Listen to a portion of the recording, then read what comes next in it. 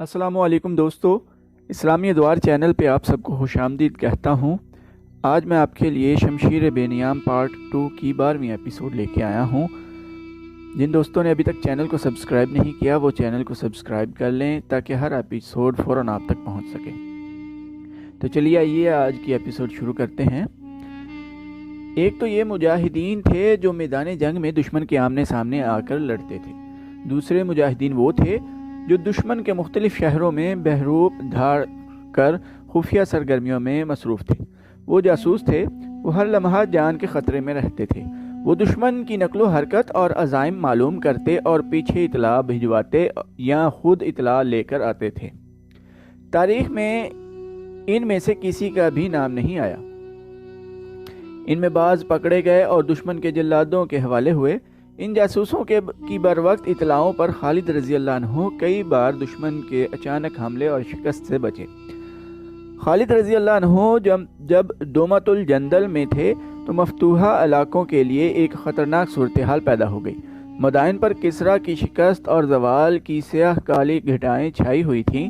लोगों पर खौफ व हरास तारी था।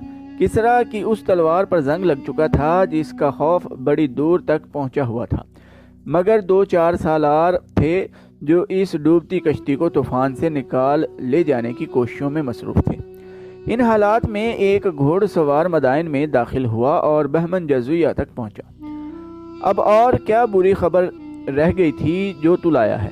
बहमन ने पूछा। कहाँ से आया है तू? क्या मुसलमानों का लश्कर मदाइन की तरफ आ रहा है? नहीं, उस आदमी ने कहा। मुसलमानों का लश्कर चला गया है। चला गया है? बहमन जज़ुया ने तंजिया से लहजे में पूछा।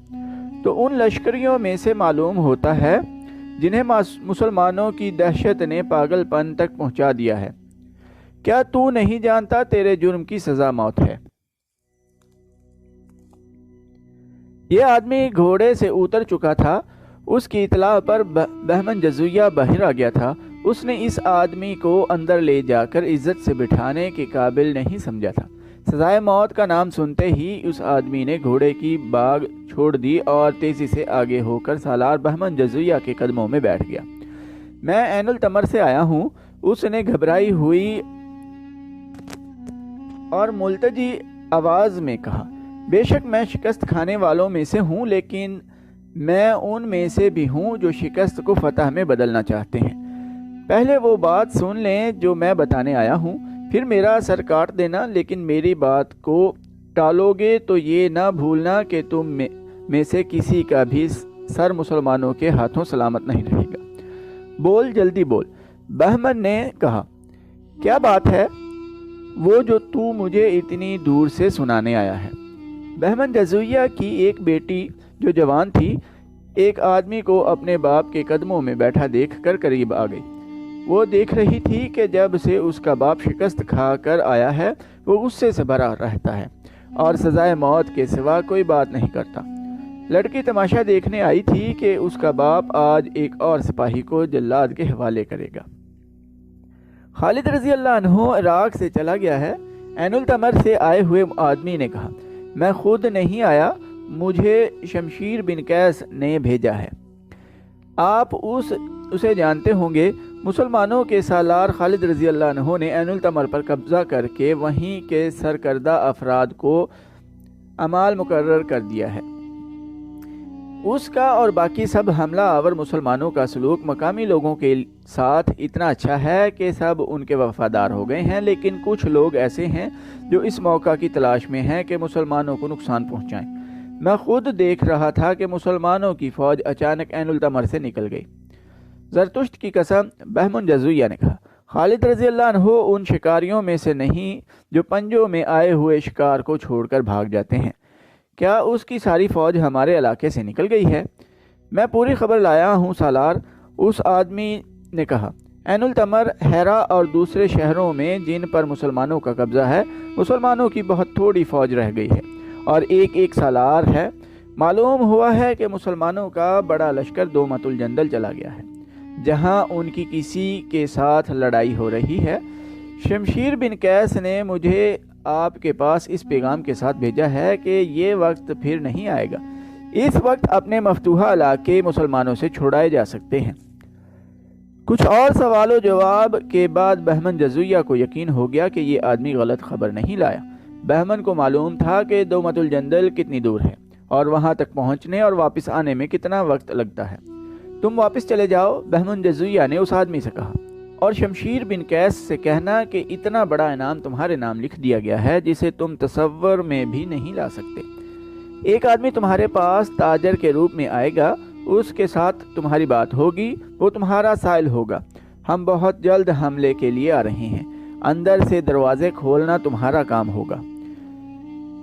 کیا ہو گیا ہے محترم باپ؟ بہمن کی بیٹی نے عین التمر کے سوار کے جانے کے بعد بہمن سے پوچھا۔ مسلمان کہاں چلے گئے ہیں؟ اوہ میری پیاری بیٹی، بہمن نے بیٹی کو فرت مسرت سے گلے لگا لیا اور پرجوش اور پرعزم آواز میں بولا، مسلمان وہیں چلے گئے ہیں جہاں سے آئے تھے۔ میں نے کہا تھا کہ وہ مدائن تک پہنچنے کی جرت نہیں کریں گے۔ انہوں نے جو فتح حاصل کرنی تھی کر چکے ہیں، اب ہماری باری ہے۔ اب میں اپنی بیٹی کو مسلمانوں کی لاشیں دکھاؤں گا۔ کب؟ بیٹی نے بچوں کے سے اشتیاق سے پوچھا۔ مجھے خالد رضی اللہ عنہ کی لاش دکھانا محترم باپ۔ یہاں سب کہتے ہیں کہ وہ انسانوں کے روپ میں آیا ہوا جن ہے۔ بہمن جزویہ نے بڑی زور سے کہا لگایا۔ بہمن جزویہ کا یہ فاتحانہ اور تنزیہ کہا پہلے کسرا کے محلات میں پہنچا، وہاں سے سالاروں تک گیا، پھر مدائن کی ہزیمت خوردہ فوج نے سنا اور پھر یہ احکام اور ہدایات کی صورت اختیار کر گیا۔ بہمن جزیہ کی بیٹی نے اپنی تمام سہیلیوں کو اور شاہی محل کی عورتوں کو اور جس کے ساتھ بھی اس نے بات کی یہ الفاظ کہے، میں تمہیں خالد رضی اللہ عنہ کی لاش دکھاؤں گی۔ خالد رضی اللہ عنہ کی لاش؟ تقریباً ہر لڑکی اور ہر عورت کا رد عمل یہی تھا۔